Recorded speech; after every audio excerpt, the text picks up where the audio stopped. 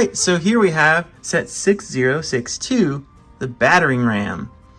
And this is a great wall piece. This is such a cool extension. I love that they did extension sets like this, including battering ram is one, the Knight Stronghold, the Black Knight Stronghold, which I've actually expanded my Black Knight setup and used it for a whole other like encampment, but you could attach it to another castle, which is the Black Monarch's fortress.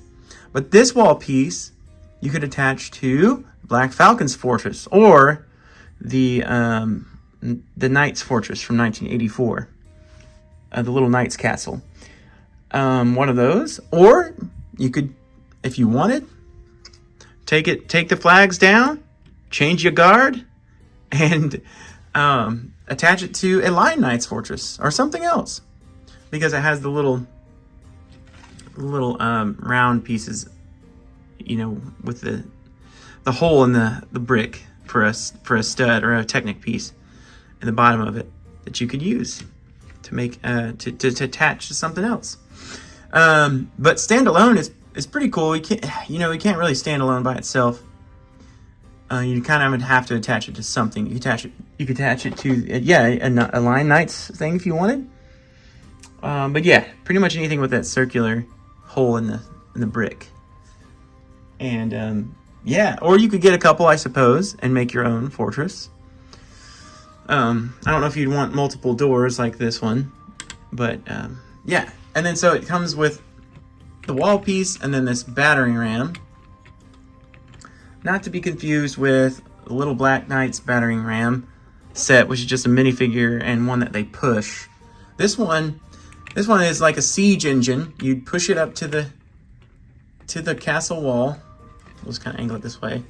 And then this little sliding piece, I suppose you could stick your minifigures here and they would man it and then push. I'll just grab one just for the fun of it. Maybe they would stand here and just push, I guess.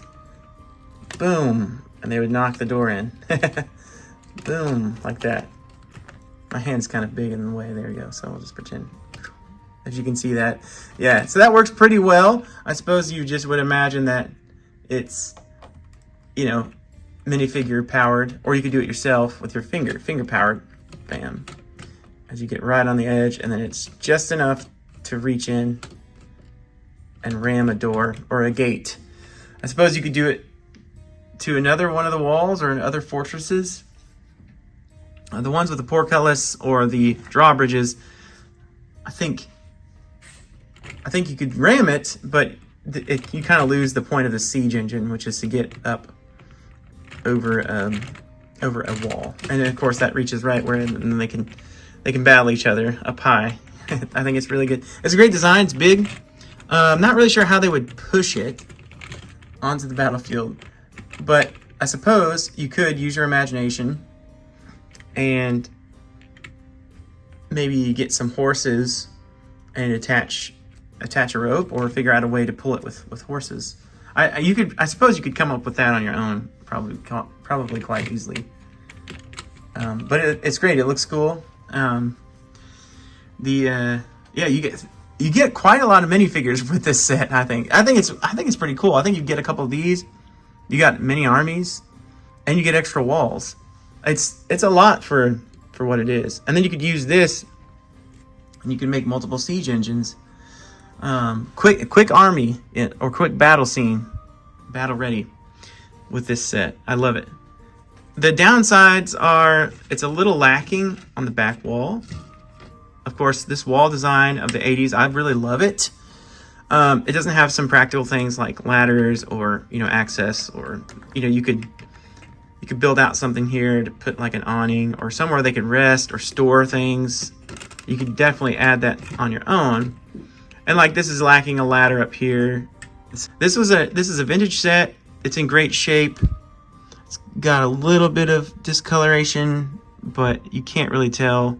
The shields are a little faded, but the minifigures are in fantastic shape. This little wall piece is kind of funny. I don't know why you do that. I suppose you could do it like this, and you almost get a mini castle. or do 2 of them, and then you would have a mini little, sort of a little fort. The big complaint for me in this one is this door is just nothing. Mine's really loose, and I guess I could replace it, or replace these hinge pieces, and maybe that would help it. But there's like nothing holding it up. So what I came up with was just a simple, just any sort of brick or idea you could have to sort of fortify it. And I know that's not the most color correct piece, but it's just an idea I had, and I just kind of left it within my display at one time. But this is like just a hinge brick, and then putting a little stud on it or whatever you could find. You could definitely make that longer, and that at least keeps it from just flopping right open. I mean, it's like there's nothing stopping the door from opening. So I think that's sort of a design flaw. It's like, okay, this door is of course not even locked, but it's not even, there's no resistance at all. I think that's the word. I'm sorry, the words are hard today, but so I think basically just if you get this one, come up with a way just to give the door some resistance somehow. And then you can unlock it, by pulling that up, and then they could get out. It's kind of silly. It's kind of pointless when you have a door that just doesn't do anything. But it's great. Other than that, I love this little set. Yeah, so there you go.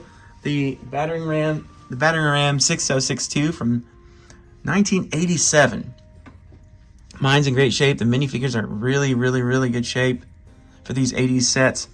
We're going to get more and more into these 80s sets, and they definitely are some of my favorites, especially Black Falcons. So update on that soon. Otherwise, thanks for tuning in. Thanks for watching.